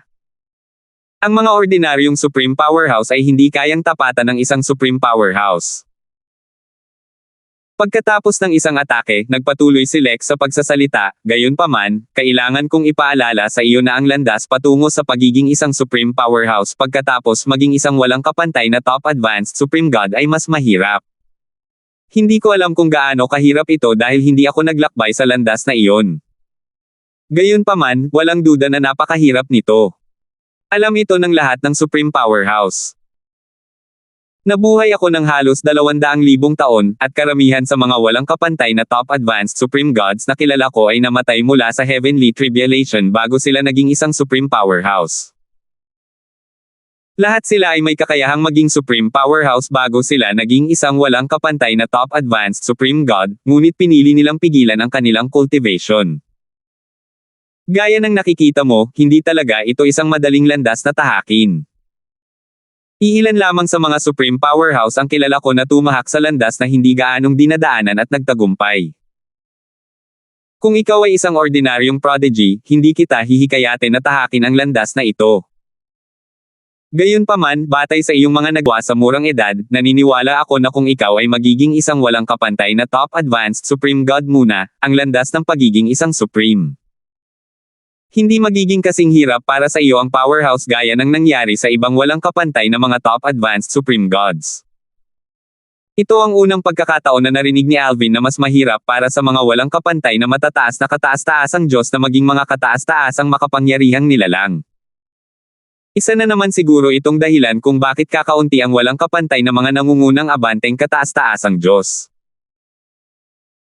Hindi na kailangang maging walang kapantay na mga nangungunang abanteng kataas-taasang Diyos ang mga advanced na kataas-taasang Diyos bago maging mga Supreme Powerhouse, at halos garantisado ang kanilang pagkakataong maging mga Supreme Powerhouse kumpara sa mga walang kapantay na nangungunang abanteng kataas-taasang Diyos. Kung pipiliin nilang maging isang walang kapantay na nangungunang abanteng kataas-taasang Diyos at mabigang maging isang supreme powerhouse, ang kanilang haba ng buhay ay lubhang mababawasan. Tutal, para sa mga nasa ilalim ng kaharian ng mga supreme powerhouse, ang kapigatian sa langit ay darating minsan bawat 1,000 taon, hindi tulad ng kapigatian sa langit para sa mga supreme powerhouse na dumarating minsan bawat 10,000 taon. Matapos makinig kay Lex, bahagyang nabago ang paniniwala ni Alvin na maging isang walang kapantay na top advanced supreme god. Dahil sa kanyang pag-unawa sa sword daw, kahit na hindi niya lubos na naunawaan ang batas, maaaring hindi siya mas mahina kaysa kay Lex matapos maging isang supreme powerhouse. Sa katunayan, matapos patatagin ang kanyang cultivation base bilang isang supreme powerhouse, maaaring mas malakas pa siya kaysa kay Lex. Gayunpaman, kahit na nakakabahala ang posibilidad na mabaigo siyang maging isang supreme powerhouse bilang isang walang kapantay na top advanced supreme god, kung magtatagumpay siya, magiging isang world supreme powerhouse siya. Batay sa mga chismis, mayroon lamang ilang dosenang world supreme powerhouse sa outer boundary at sa myriad worlds. May isip ng isa kung gaano kahirap maging isang world supreme powerhouse. Gayunpaman, tama si Senior Sito. Base sa mga nagawa ko sa ngayon, dapat ay hindi na mahirap para sa akin na maging isang supreme powerhouse pagkatapos kung maging isang walang kapantay na top advanced supreme god kumpara sa iba. Ang pangunahing layunin ko ay iligtas si Kelly, mas mataas ang tsansa ng aking tagumpay kung ako ay magiging isang walang kapantay na top advanced supreme god. Kung si Alvin ay magiging isang walang kapantay na top advanced supreme god, hindi magiging mahirap para sa kanya na maglingkod sa isang world supreme powerhouse. Sa oras na iyon, makakahingi siya ng tulong sa World Supreme Powerhouse upang palayain si Kelly mula sa soul technique ni Octavius, na sinapian ng isang Supreme Powerhouse mula sa Soul Imprisonment Clan. Para sa mga World Supreme Powerhouse, ang mga walang kapantay na top advanced Supreme Gods ay may mas malaking halaga kaysa sa mga ordinaryong Supreme Powerhouse. May ilang mga bagay na magagawa lamang ng mga walang kapantay na top advanced Supreme Gods. Tutal, may ilang mga paghihigpit sa mga Supreme Powerhouse. Nagatubili sandali si Alvin bago tumingin kay Lex at nagtanong, "Senyor, alam mo ba ang tungkol sa Soul Imprisonment Clan?" Tila bahagyang nagulat si Lex sa tanong ni Alvin. Pagkaraan ng ilang sandali, bahagyang tumango siya at sinabing, "Ang Soul Imprisonment Clan." Oo. Nabalitaan kong isa itong clan sa Myriad Worlds. Ang mga miyembro ay dalubhasa sa mga soul techniques. Maliwanag, ang kaalaman ni Lex tungkol sa Soul Imprisonment Clan ay limitado lamang sa mga narinig niya mula sa iba. Senior, sinasabing may mga Supreme Powerhouse sa Soul Imprisonment Clan. Karaniwan, ang isang mas malakas na miyembro ay madaling makakabasag ng soul technique ng isang mas mahinang miyembro. Kung ang isang ordinaryong Supreme Powerhouse ay hindi kayang basagin ang Soul Imprisonment Technique, magagawa ba ito ng isang World Supreme Powerhouse? Tanong ni Alvin bago siya naghintay ng may pinanibik sa sagot ni Lex. 4,439. Matapos pag-isipang mabuti ang mga sinabi ni Alvin, sinabi ni Lex, sa ilalim ng normal na mga pangyayari, dapat ay kaya nila itong gawin. Bagamat ang mga World Supreme Powerhouse ay mga Supreme Powerhouse tulad ko, ang kanilang lakas ay mas malakas kaysa sa ibang mga Supreme Powerhouse. Hindi lamang tumataas ng malaki ang kanilang lakas, kundi ang kanilang mga kaluluwa ay lubos ding mapapahusay. Binigyang diin ni Lex ang salitang dapat dahil hindi pa siya nakakakilala ng World Supreme Powerhouse noon, at ang kanyang kaalaman tungkol sa mga ito ay limitado lamang sa kanyang narinig. Tumingin siyang muli kay Alvin at sinabing, "Hindi pa ako nakakakilala ng World Supreme Powerhouse noon kaya haka-haka lamang ang maaari kong gawin." Batay sa aking kaalaman, sa palagay ko ang isang World Supreme Powerhouse na dalubhasa sa mga soul technique ay dapat na kayang bawiin ang teknik ng isang Supreme Powerhouse mula sa Soul Imprisonment Clan. Hindi ako sigurado kung kayang bawiin ito ng ibang World Supreme Powerhouses. Ang mga naunang salita ni Lex ay nagbigay kay Alvin ng kaunting pag-asa, at pagkatapos makinig muli kay Lex, lalo siyang nagkaroon ng pag-asa. Tunay nga. Isang World Supreme Powerhouse, na bihasa sa mga soul technique, ay malamang na kayang iligtas si Kelly kahit na ang mga hindi bihasa sa soul techniques ay hindi kayang iligtas. Little Photon, bakit mo bigla na lang naitanong ang tungkol dito? Nakakulong ba ang kaluluwa ng mahal mo sa buhay ng isang Supreme Powerhouse mula sa Soul Imprisonment Clan? Hindi ba kayang bawiin ng Supreme Powerhouse na sumusuporta sa iyo ang teknik na ito? Tanong ni Lex, medyo nakaramdam ng paghihinala nang makita ang pananabik sa mukha ni Alvin. Tumango si Alvin nang maisip niya ang ninuno ng angkan ng Rids, na hindi kayang palayain ang kaluluwa ni Kelly mula sa soul imprisonment technique. Bumantong hininga siya at sinabing, kung tutuusin, hindi lahat ng Supreme Powerhouse ay may kakayahang sirain o paalang bisa ang soul techniques. Hindi nagulat si Lex.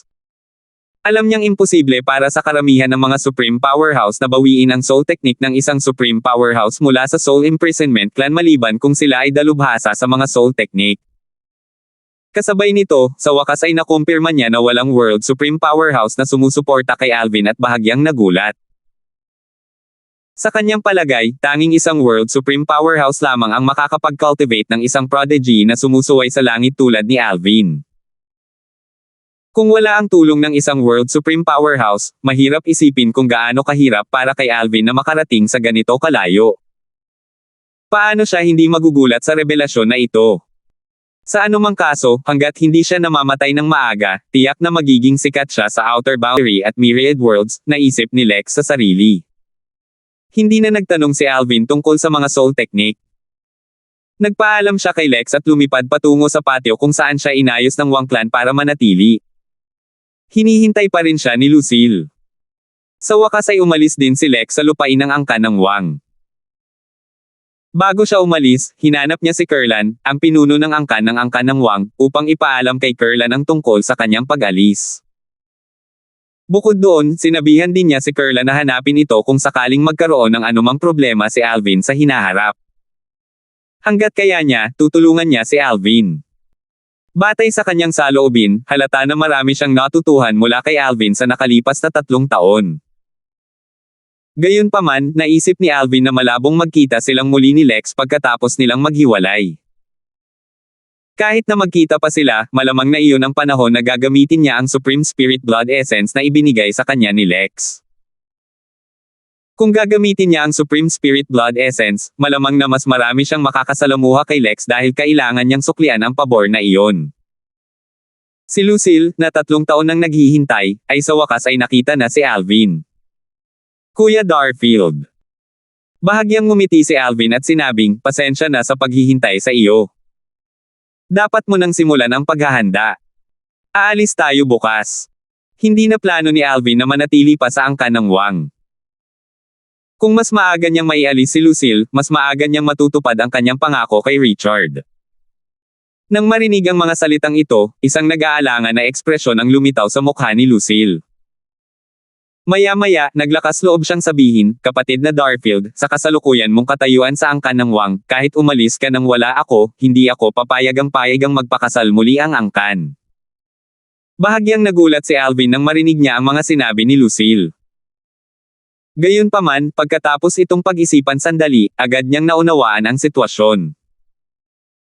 Sa nakalipas na 3 taon, malaking tulong ang naitulong ni Alvin sa angkan ng Wang sa pamamagitan ng pagpapatibay ng ugnayan sa pagitan ng angkan ng Wang at ni Lex, ang Heaven-bearing Sword Saint. Sa ganitong mga sitwasyon, imposibleng mapahamak ng angkan ng Wang si Lucille. Tutal, sa paningin ng angkan ng Wang, siya ang asawa ni Fulton. Tumango si Alvin. Dati, hindi siya sigurado kung magbabago ang saloobin ng angkan ng Wang kay Lucille kung aalis siya. Gayunpaman, sa kasalukuyan, sigurado siyang hindi magbabago ang saloobin ng angkan ng Wang kay Lucille pagkatapos ng kanyang pag-alis. Tutal, hindi lamang kailangang isaalang-alang ng angkan ng Wang ang kanyang potensyal at ang makapangyarihang puwersa, na kanyang pinanggalingan sa labas ng Divine Sand Realm, kundi ngayon ay may malaking utang din sila sa kanya matapos niyang pag-usapan ang sword daw kay Lex. Kung isasaalang-alang ang lahat ng ito, kahit naiwan niya ang angkan ng Wang sa loob ng 1,000 taon, hindi pa rin aapihin ng angkan ng Wang si Lucille. Sa wakas, nagtanong si Alvin, sigurado ka ba? Tumango si Lucille at sumagot, sigurado ako. Lumaki ako sa angkan ng Wang. Hindi pa ako nakapunta sa ibang lugar at sa buong buhay ko ay nasa Blue Dawn City na ako. Kung may pagpipilian ako, mas gugustuhin kong huwag umalis. Kapatid na Darfield, hiniling sa iyo ng kapatid ko na isama mo ako palayo dahil ayaw niyang kontrolin ng angkan ng Wang ang aking kapalaran. Gayunpaman, salamat sa iyo, hindi iyon gagawin ng angkan ng Wang. Sigurado akong hindi ako pipilitin ng angkan ng Wang na gawin ang anumang ayaw ko hanggang sa araw na mamatay ako mula sa kapigatian sa langit. Pagkatapos ng ilang sandali, dagdag ni Lucille, dahil dito, kahit hindi mo ako iniwan, tutuperin mo pa rin ang pangako mo sa kapatid ko. Tutal, sarili kong desisyon ito. Nag-isip sandali si Alvin bago niya sinabi, may problema kang kailangan isaalang-alang, kung mananatili ka sa Wang clan, mahihirapan kang magpakasal muli kung makakakilala ka ng taong gusto mo. Malamang na hindi ka papayagan ng Wang clan na magpakasal muli. Nang marinig ang mga salitang ito, isang magandang ngiti ang sumilay sa mukha ni Lucille habang sinasabing, kapatid na Darfield, wala na akong planong mag-asawa muli sa buhay ko. Masaya na akong walang asawa. Bumantong hininga si Alvin nang marinig ang sagot nito. Sabi niya, dapat mong pag-isipan itong muli. Bibigyan kita ng 3 araw. Pagkatapos ng 3 araw, maaari ka nang magdesisyon kung gusto mong sumama sa akin. Ako, sa tingin ko umaasa rin ang kapatid mo na mahahanap mo ang iyong kaligayahan sa hinaharap. Sa palagay ko ay hindi mo magagawa iyon sa angkan ng Wang. Kung aalis ka sa angkan ng Wang, magagawa mong hanapin ang iyong kaligayahan. Kung mananatili si Lucille sa angkan ng Wang, habang buhay niyang dadalhin ang tatak bilang asawa ni Fulton. Sa laki ng pagpapahalaga ng angkan ng Wang kay Fulton, imposibleng payagan ng angkan si Lucille na magpakasal muli. Kahit hindi makumpirma ng angkan kung mayroon siyang makapangyarihang pinagmulan o wala, batay sa kanyang relasyon kay Lex, tiyak na igagalang nila siya. Tutal, walang nakakaalam maliban sa angkan ng Wang na si Lex ay isang taong mapagpasalamat. Pagkatapos umalis ni Alvin, iniwan si Lucille na mag-isa sa silid, bumantong hininga siya at bumulong, kapatid na Darfield, pagkatapos kitang makilala, sa wakas ay napagtanto ko na mayroong perpektong lalaki. Kung ikaw ang ikukumpara ko, imposibleng umibig ako sa ibang lalaki sa hinaharap. Kaya naman, mas makabubut para sa akin na gugulin ang natitirang bahagi ng aking buhay ng mag-isa. Hindi na kailangang sabihin pa, hindi narinig ni Alvin ang mga salitang ito. Pagkalipas ng 3 araw, iniiwan na lang ni Alvin ang Wang clan. Si Kurlan, ang pinuno ng angkan ng Wang na si Romulus. Ang kataas-taasang matatanda ng angkan ng Wang at si Lucille ay nakatayo sa pasukan upang paalisin si Alvin. Pinuno ng angkan, kataas-taasang nakatatanda, mayroon akong mahalagang aasikasuhin kaya aalis muna ako sandali. Pakiusap, alagaan ninyo si Lucille para sa akin. Sabi ni Alvin. Gayunpaman, alam niya na kahit hindi siya magsalita, tiyak na aalagaan ni Kurlan at Romulus si Lucille. Masayang ngumiti si Kurlan at sinabing, huwag kang mag-alala, young Master Fulton. Mamaya, iaanunsyo ko ang desisyon kung kilalanin si Lucille bilang aking kapatid. Kikilalanin din siya ng kataas-taasang nakatatanda bilang kanyang anak. Dahil dyan, maituturing na siyang prinsesa ng Wang clan. Tumanggaw si Romulus, na nakatayo sa gilid, at nakangiting sinabi, tama iyan. Huwag kang mag-alala. Tinitiyak ko sa iyo na walang makakasama kay Lucille hanggat nananatiling nakatayo ang Wang clan. Duan, kapatid na Fang, tawag ni Lucille. Gayunpaman, hindi niya natapos ang kanyang sasabihin habang nagsimulang tumulo ang mga luha sa kanyang mga mata. Isang nag-aatubiling ekspresyon ang makikita sa kanyang mukha nang tumingin siya kay Alvin. Bagamat hindi sila tunay na mag-asawa, nalulungkot pa rin siya at nag-aatubiling maghiwalay. Tutal, lahat ng ito ay salamat sa kanya kaya siya namumuhay ng maayos sa angkan ng Wang.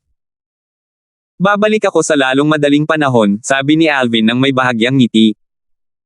Pagkatapos, nagpaalam siya sa lahat at lumipad palayo sa Wang clan at Blue Dawn City. Pinanood ng 3 miyembro ng Wang clan ang pag-alis ni Alvin at bumalik lamang sila sa kanilang katinoan nang hindi na nila ito makita. Pagkalipad ni Alvin palabas ng Blue Dawn City, isang figure sa sulok ng lungsod ang sumunod sa kanya, na nakasunod sa kanya mula sa malayo.